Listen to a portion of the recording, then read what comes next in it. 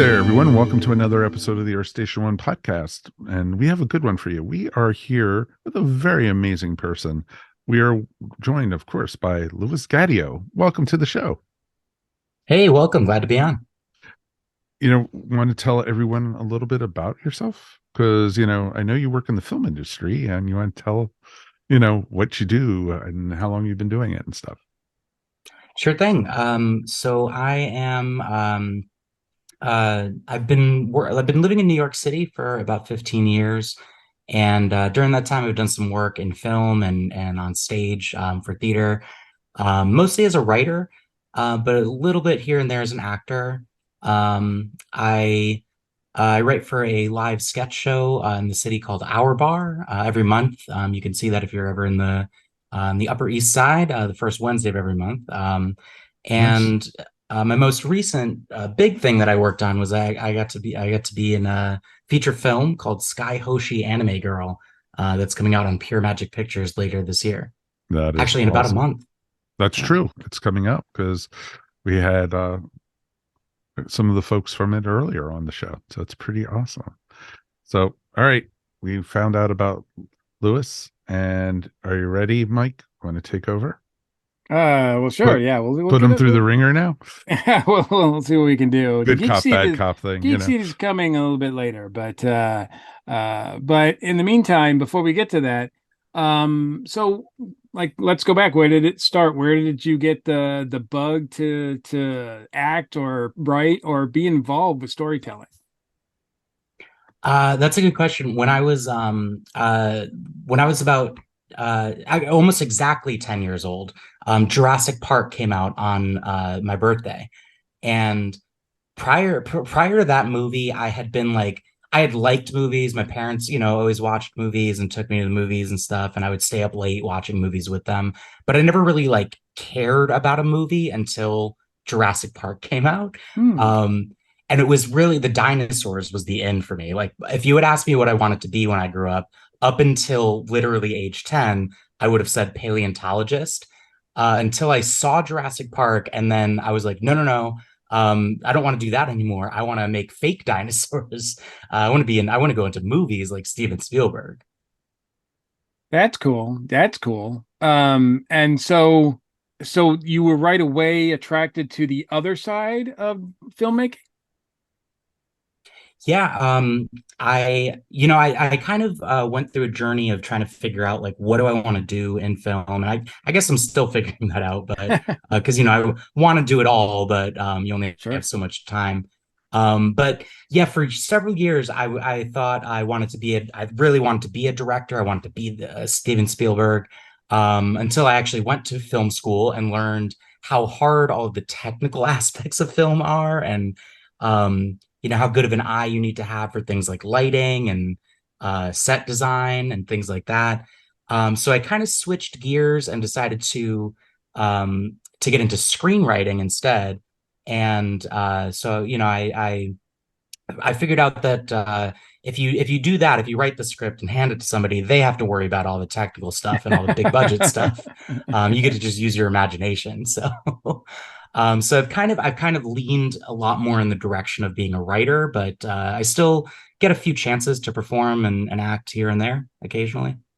What is your history with acting? Was that something you did from an early age as well? Yeah, as soon as I got into high school and my high school had a theater program, I auditioned for everything I possibly could, got into a few school plays and musicals um, and really, really enjoyed doing that. And yeah, so the sketch show that I write for, which I currently still do in the city, New York City, it's the nature of it is every month is a brand new show. It's a 1 hour show, and it's short sketches. It's like 1 hour long, and each sketch is maybe 2, 3 minutes. Um, and being on the crew for that, or in the company is the right word.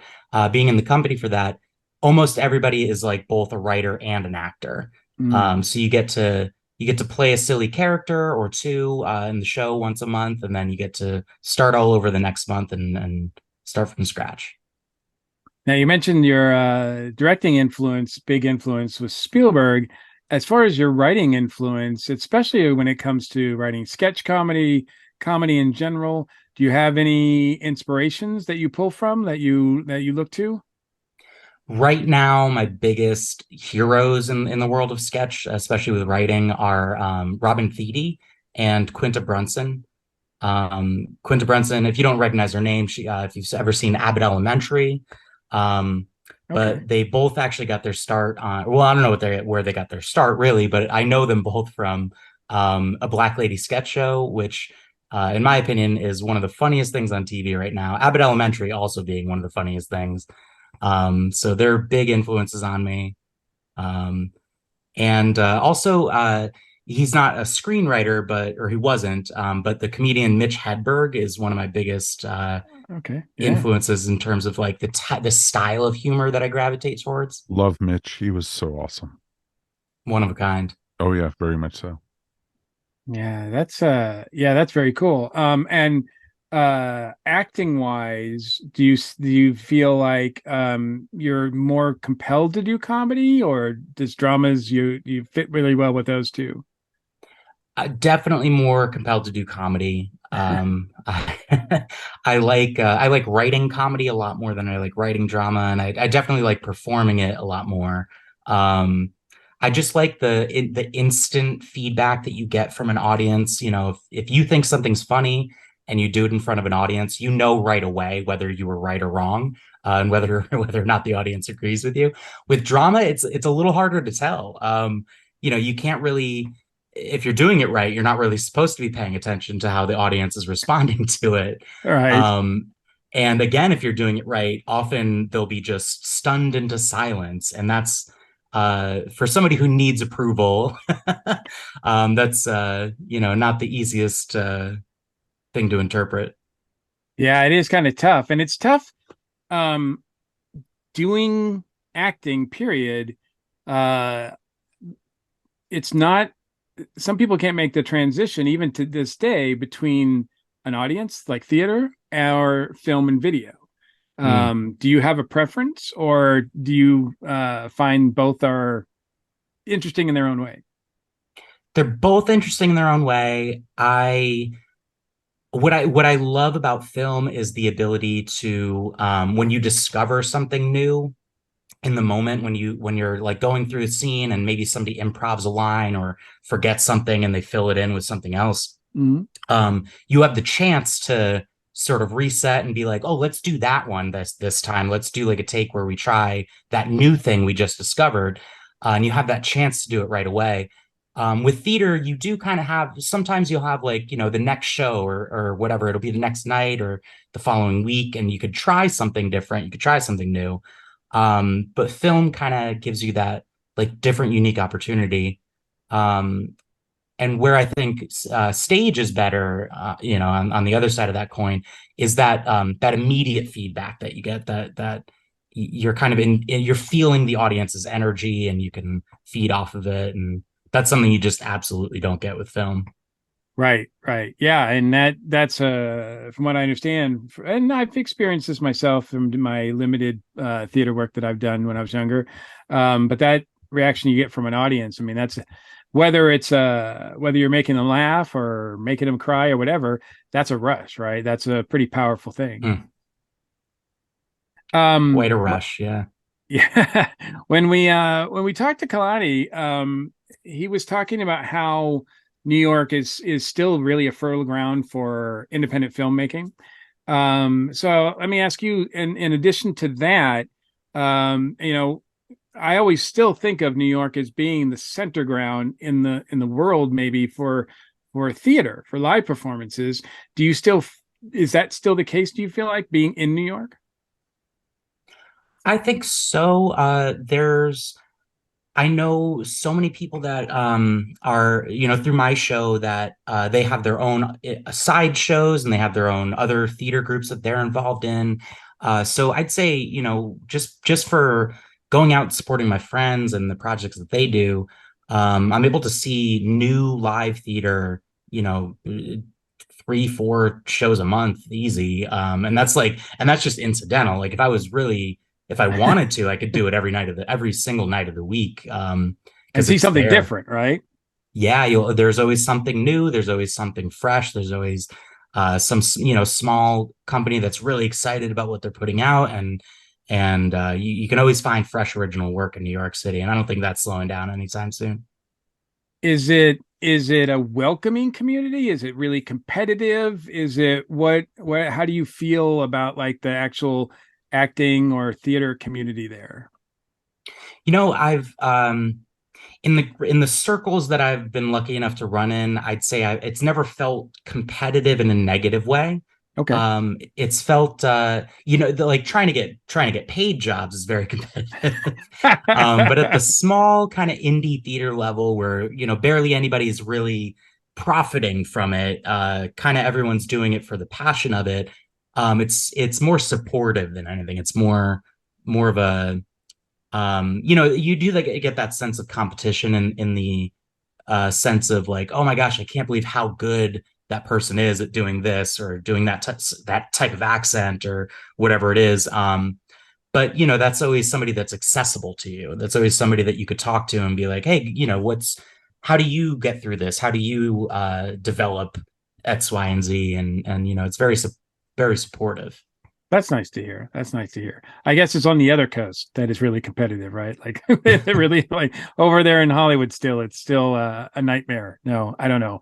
From what the stories you hear, it sounds like it is. But I mean that's cool. I really like it's good to hear that New York is still really fertile in creative energy. I was really impressed by that. How did you get involved with Pure Magic Pictures?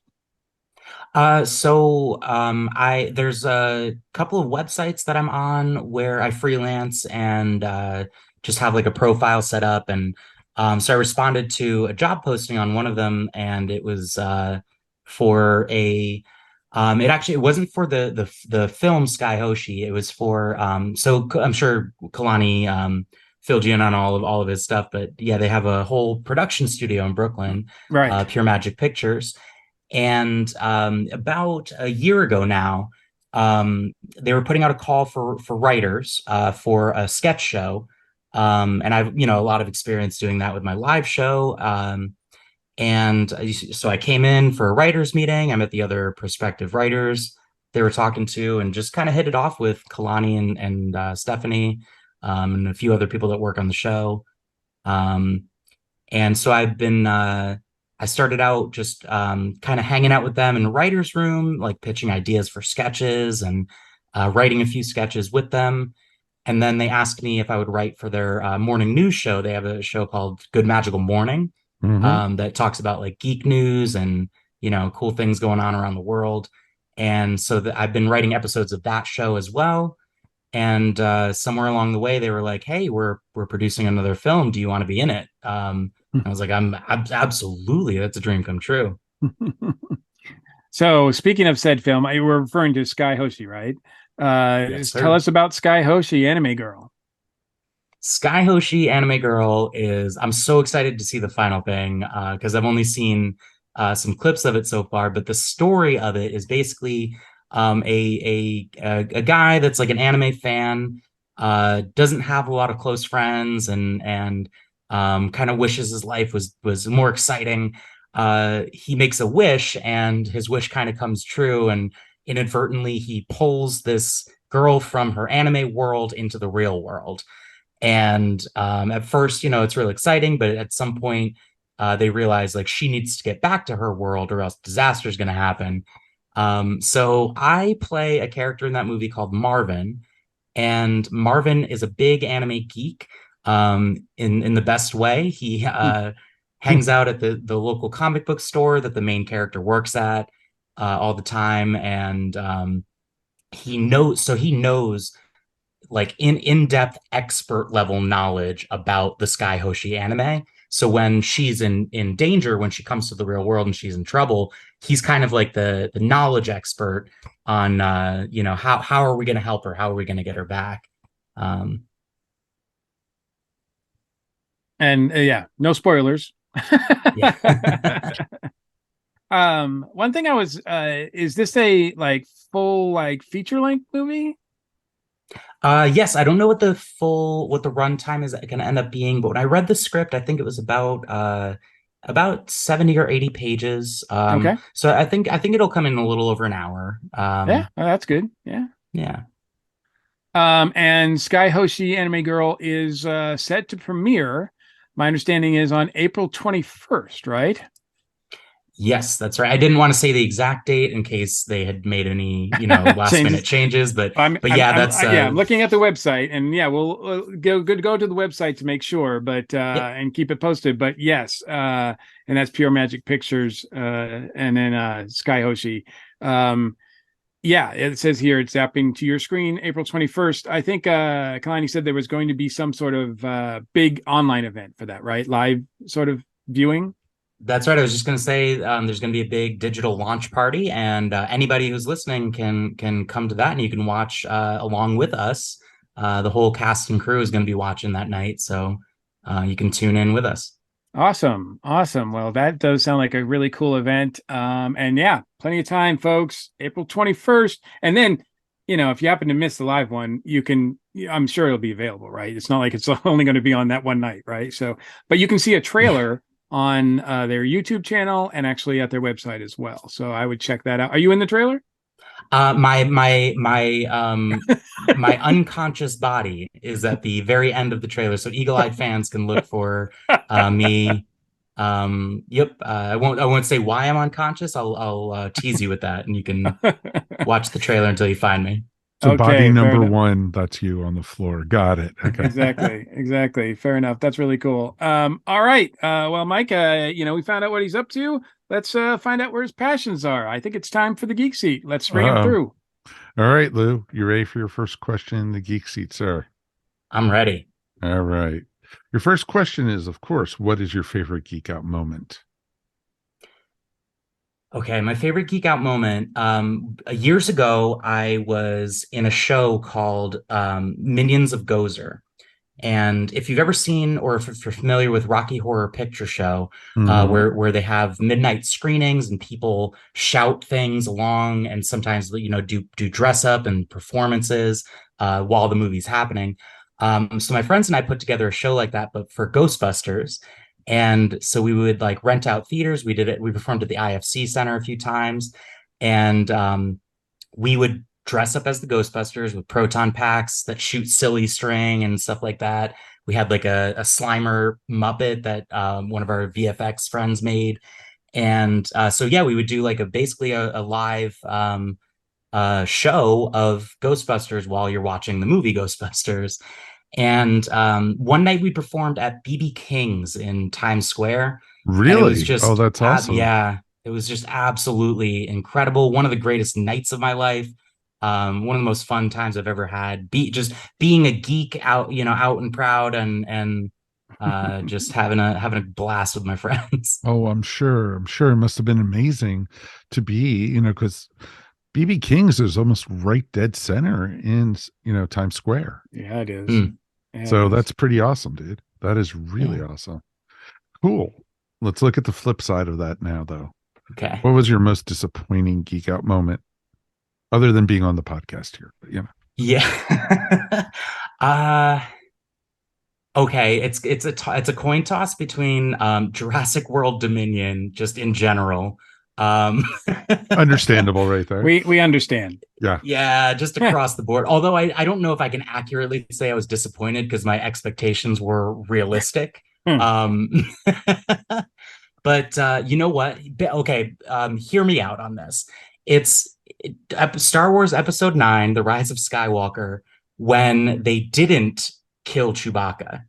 Not that I wanted to see Chewbacca die. By the way, spoilers for Episode 9, Rise of Skywalker. It's been But a not that couple I of years. wanted to It's see. okay. It's okay. Yeah, the beloved Wookiee died, but it was the moment when you thought he died, when you thought Rey, blew up the ship and he's gone. I thought, oh my gosh, they actually had the guts to do something like that. This is exciting. And then 10 minutes later, they retconned it, and it was like, oh no, I know I can see this movie for exactly what it is. So that was one of the biggest disappointments I've ever had in my geek life. Wow, he wants Chewie dead. Exactly. Wow. His biggest disappointment is that Chewie lived. That's a new one. Wow. He probably was wearing a button afterwards. Boo, Chewie lived. I think we know why he's lying unconscious in the trailer now. Yeah, now I know. Boom. For the record, I love Chewbacca. I think he's one of the most underrated pilots in all of Star Wars. That's a whole other argument that I'll. Yeah. Very cool. That's awesome. What turns your geek off? What turns my geek off? Mm-hmm. When you can tell something is pandering, when you can tell that it's not coming from a place of like, we are actually geeks and we're making this thing, but it's like we have tapped into the buzzwords of what geeks are into because we know the products that you buy and we're trying to sell you a product. Oh, gotcha. The merchandising of it and selling something as, something that's cool and everything, but it's actually only to sell the toys or whatever. Yeah. Oh, that's totally understandable. And as somebody that collects action figures, then buys movie memorabilia, I'm not against it in principle, but it's when it's cynical, when it's like this didn't come from love. We're not making a toy from this because it's cool. We're making a toy from it because that was the goal in the first place. Exactly. Right. We're putting this scene in the movie because we know there's going to be toys made out of it or something like that. Yeah. God, I can't stand that. Good one, actually. What geeks you out the most? What geeks me out the most is passion. Seeing like passion for geek things and somebody's just real excited about it, and it comes from a genuine place. No, I totally understand that. You could tell when someone's passionate about a project and you love seeing that passion come to life. It's just amazing to see. And to see that even if it doesn't even have to be big. It could be, a kid doing a piece of artwork or something, but the passion's there and everything. Yeah. Like when you go to Comic-Con and you see like the amount of work that cosplayers put into their things and exactly. Like that. Yeah. That excites me so much. That's awesome. I love it. What fictional character would you like to meet the most? Okay. I thought about this question a lot. Uh-oh. And I think I have the right answer. We'll be the judge of that one, sir. All right, fair enough. But I think it's Maxwell Lord, the Wonder Woman villain. Yep. Because his whole thing is that he'll give everybody one wish, regardless of who you are. And I know that he will try to manipulate you into making it something that ultimately he wants. And like by proxy, you're wasting your wish on furthering his gain. But I think that if I knew ahead of time that I was gonna meet him and I like could plan out exactly the words I'm gonna use, that'd be amazing. You're literally meeting a genie. Yeah. That's a first. That is a first. Lou is giving us a lot of firsts here. I definitely think so. Didn't expect that one. That's interesting. What fiction character would you like to meet the least? Freddy Krueger, for sure. Freddy Krueger will not only kill you, it'll kill you in an ironic and painful and torturous way. And he'll do it just for fun. So once you've crossed paths with Freddy Krueger, also he doesn't stop until he's brought you down and everybody that you care about. So yeah, I thought about this one a lot too. Freddy Krueger absolutely is the least, the fictional character I'd like to meet the least. Yeah, awesome. I've heard that one before. And because he, you don't have to go to Camp Crystal Lake. You don't have to go celebrate Halloween, but man, you have to sleep. Good point. So he's got you. He's got you all the way around there. Ugh. Unless you become a dream warrior. True. Wow. Wow. You're going old school on that one, my friend. Yeah. I love it. What is your favorite geek word, phrase, quote, or pose? That's a tough choice. I say out of context in a lot of situations. Wait, you bred raptors? I think it's going to be that because it's just fun to like do a dramatic pause and then bust that out in response to just about anything. No, understandable completely on that one. Sure. And I'm sure you bring it up in everyday conversation. Wow, that's cool. What is your ideal geek occupation? Um, I maybe like being a video game tester. I think that'd be a fun thing to do. Like they always, I've heard people say it's not fun after a while. It makes you kind of resent video games or you hate them. And that you're not really playing like to tell somebody how fun the game is. You're playing to like find bugs and help them develop it so that the bugs, they can program them out. But I don't know. I think it'd be fun to be part of that process and to um, play with like the architecture of a game before it's actually released. So yeah. Cool. No, I have friends of mine who have done that. And I always go, it must be fun to do that. It must be exciting playing video games all the time. They just really give me dirty looks when I say that. So it's okay. So, what geek occupation would you not like to do? I wouldn't want to be. I wouldn't want to be somebody on the Death Star that has to clean the or clear out the garbage mashers. Because you might, I mean, for a number of reasons, I don't want to, deal with sanitation, but also you have the added danger of a Dianoga pulling you under the water, and just that's not how I want to go. Okay. And Death Stars don't usually have a strong lifetime either. So Yeah, 2 for 2. if the garbage creature doesn't get you, well, some rebel will.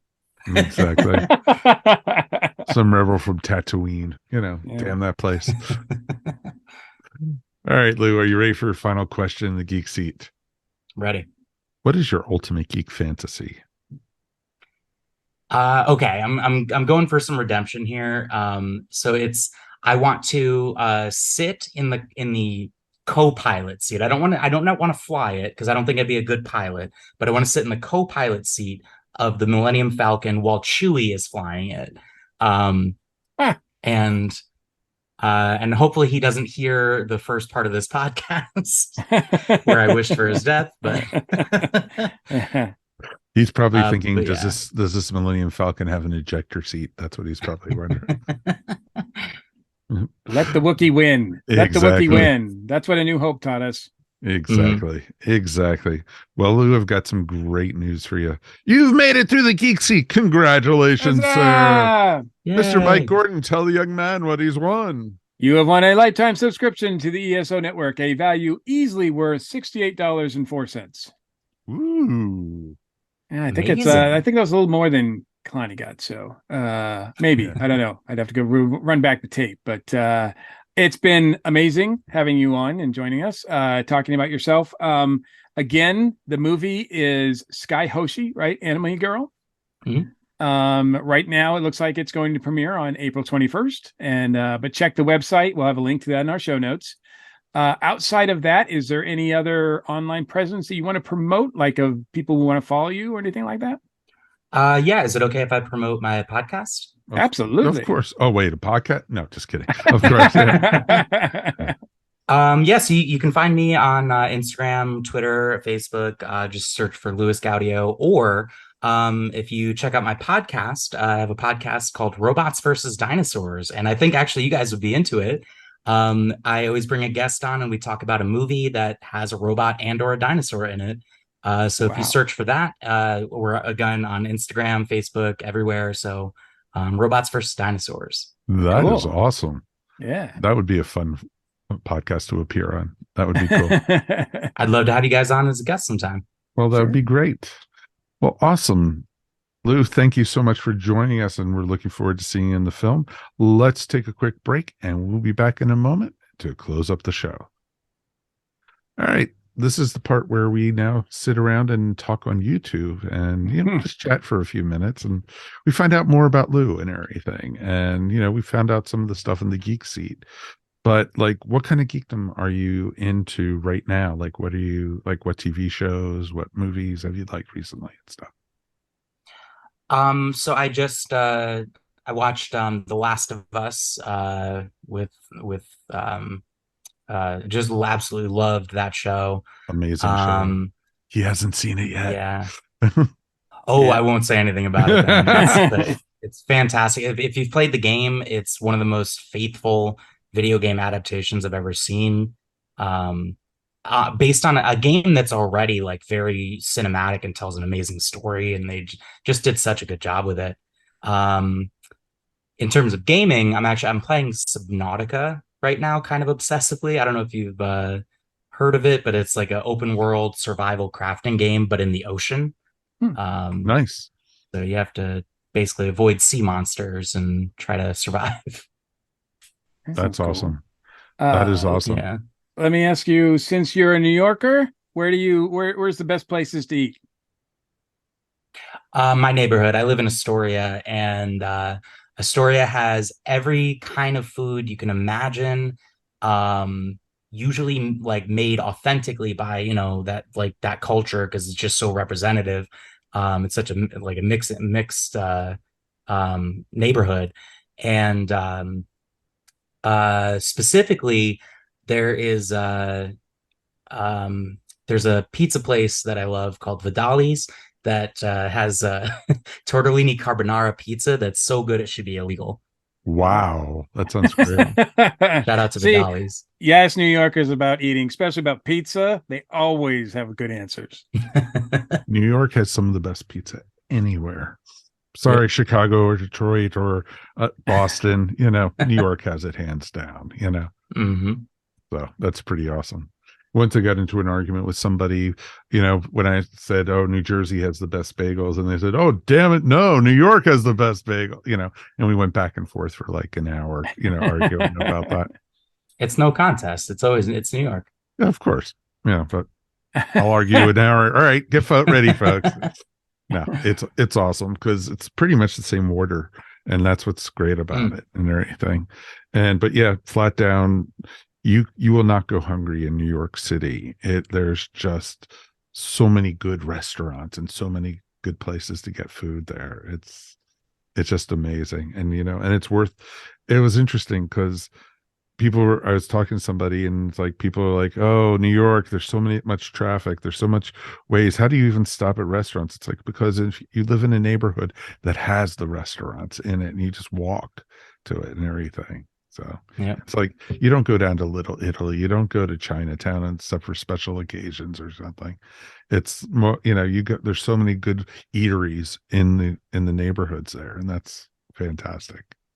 Yeah, I genuinely don't know how. I don't want to like say any specific names, but how like chain pizza restaurants stay in business in New York because you got such better options, such better like mom and pop pizza shops all over the place.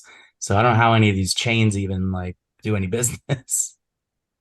No, I agree completely. And it's funny too, because I always see it, there's like 2 zillion Starbucks in New York City, and there's so many better coffee shops, or there's so many better, breakfast places, and, and it's just amazing. And then you see like fast food after fast food. I think, one of the times I was I think I was over by like up north of Times Square, going down to like the Battery, and I think I passed at least 30 McDonald's or something. And it's just like, ooh, gross. But they're keeping in business. Somebody's eating it, type thing. They just don't know better. Yeah.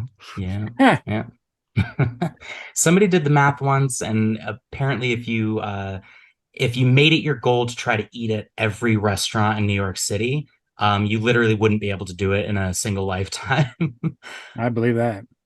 No, I definitely agree with that. I couldn't even, I don't even think you could eat at any like all places in Manhattan. No, in your lifetime. Exactly. It used to be that way with like Jewish delis, but not anymore because they're all disappearing. But you still have so much great stuff there, and it's pretty awesome. It's like, when we go to New York, it's like, it's time to go get our eat on. It's awesome. We don't go for Broadway shows. We don't go for concerts. No, we go for the food, which is awesome. That's right. That's pretty cool. That is awesome. And it's it's neat to be able to do that. And I love when I talk to people who actually live there, because you get the honest opinions. They're not going to jerk you around and send you someplace, oh, let's go, you have to go to these trendy places and stuff. No, they tell you the real places. This is the places the people who live there go. And that's the cool thing about it. Mm-hmm. Everything, which is cool. So other than Last of Us, what else are you watching? Let's see. So Abbott Elementary, I'm watching the current season of that. Awesome. And what else is on right now? Oh, you know what? I just got what just ended. The finale was just this past weekend, Servant.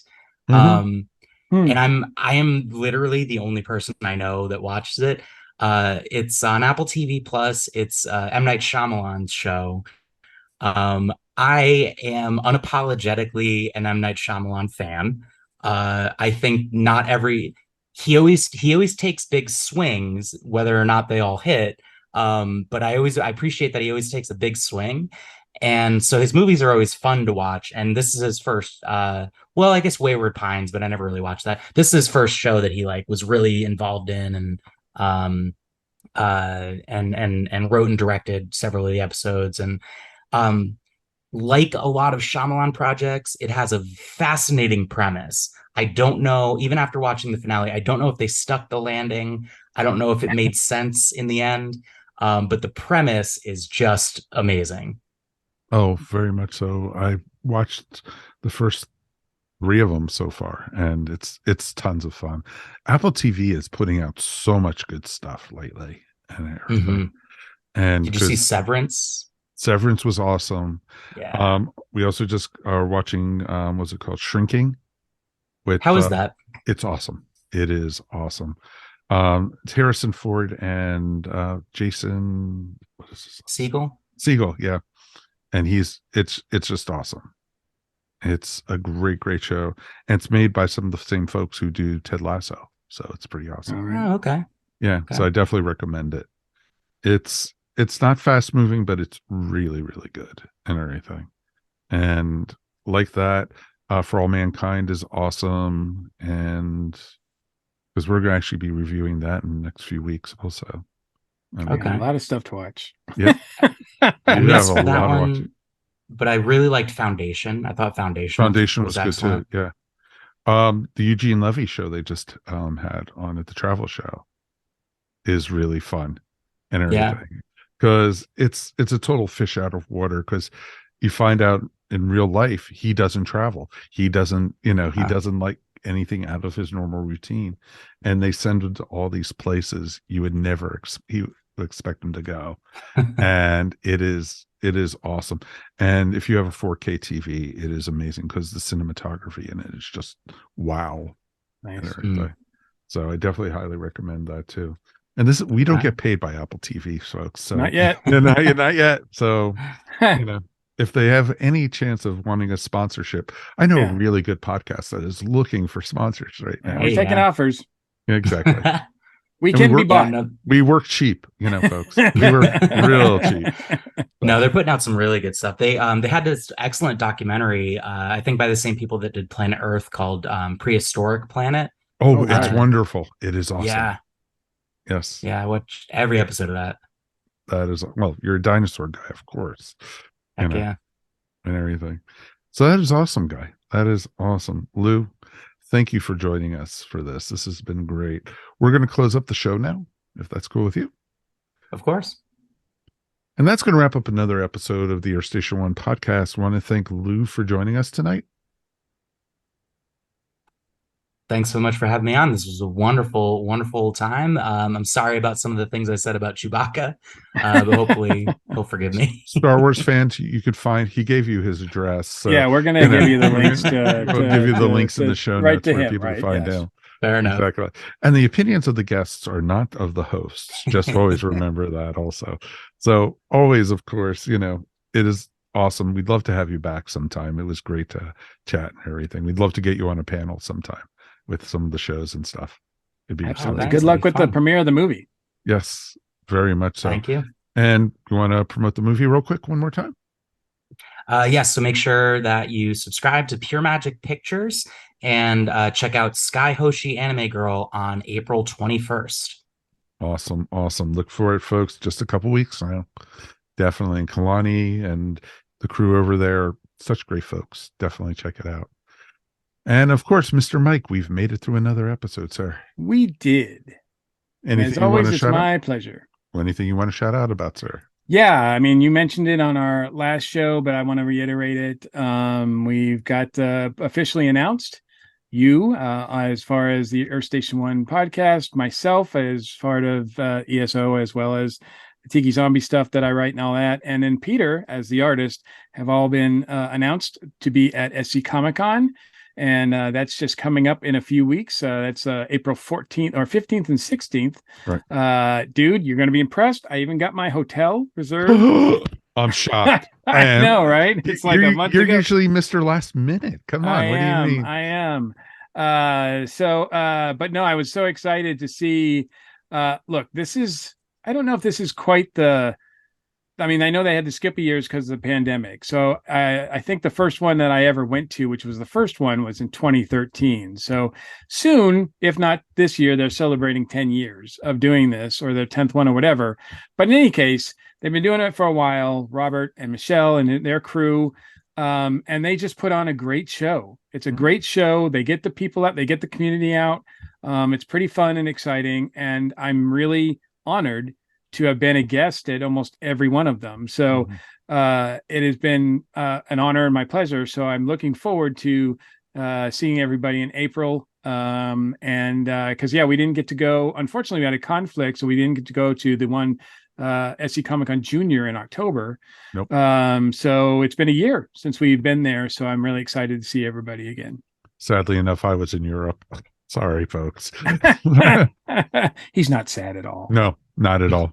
I was enjoying myself, so it was cool. But yeah, it definitely is a great con to do. And, if you ever get into Greenville, South Carolina, go to the new Borderlands store. It is amazing to check it out. It's the size of a Barnes and Noble, folks. A comic shop that size is just awesome. And if you're into gaming, they got games you couldn't even believe and everything.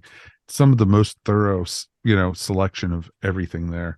And again, they don't pay us for advertising. That's really, we're missing the mark here. Like, I think we're doing something wrong. So, but definitely check it out. It's going to be a fun con. And you know what? It's just a great time. And Robert will be up on the show in a couple weeks to give us our rundown of the con and everything, awesome, as he normally does. So it's going to be a ton of fun to do that. So that's going to wrap up the show. I want to thank everyone for being here and joining for us. As always, thanks for listening to the Earth Station One podcast. Always remember, we couldn't do this without you. If you want to support the podcast, please check out our Tee-Public store and get some new cool ESO Network swag. Also, remember, if you want to listen to the show before the rest of the world, who doesn't want to do that? Come on. This is the Earth Station One podcast. Why not join the ESO Network Patreon? For as little as $1 a month, you can help support us from here at Earth Station One. Check it out at patreon.com/ESO Network. We also want to hear from you. Please write us anytime at feedback@earthstation1.com. Remember, you can also find Earth Station One wherever fine podcasts are found. And now Earth Station One is even in video format on YouTube. Please subscribe and tell all your friends about us. On behalf of myself, Mike Faber, and of course, Mr. Mike Gordon and Louis Gaudio, thank you very, very much for joining us tonight. We will see you next time. Peace, and we are done. Ciao, everybody.